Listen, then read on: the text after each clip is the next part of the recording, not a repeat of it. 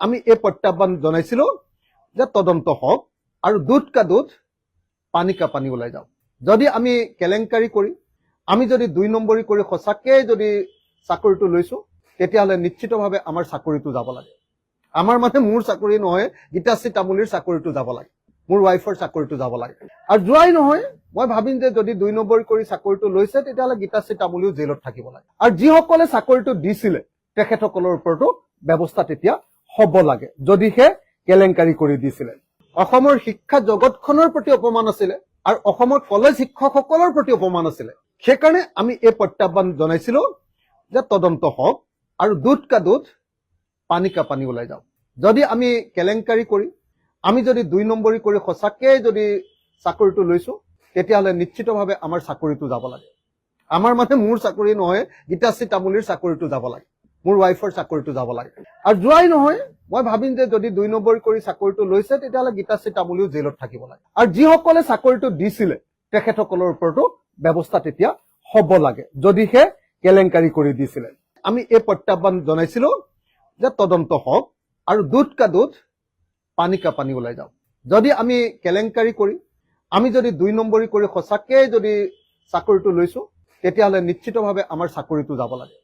আমাৰ মানে মোৰ চাকৰি নহয়, গীতাশ্ৰী তামুলীৰ চাকৰিটো যাব লাগে, মোৰ ৱাইফৰ চাকৰিটো যাব লাগে।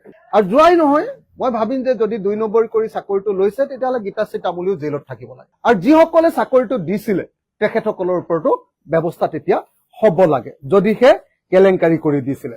অসমৰ শিক্ষা জগতখনৰ প্ৰতি অপমান আছিলে আৰু অসমৰ কলেজ শিক্ষকসকলৰ প্ৰতি অপমান আছিলে।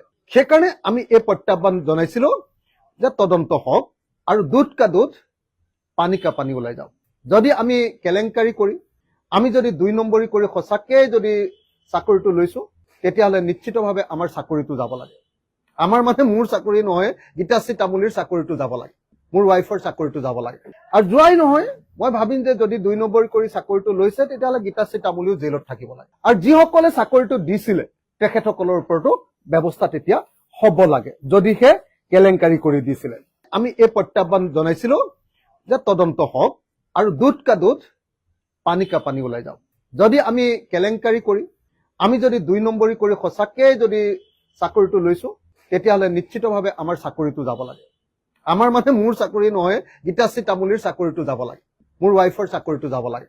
আৰু যোৱাই নহয় মই ভাবিম যে যদি 2 নম্বৰী কৰি চাকৰিটো লৈছে তেতিয়াহলে গীতাশ্ৰী তামুলীও জেলত থাকিব লাগে। আৰু যিসকলে চাকৰিটো দিছিলে তেখেতসকলৰ ওপৰতো ব্যৱস্থা তেতিয়া হ'ব লাগে, যদিহে কেলেংকাৰী কৰি দিছিলে।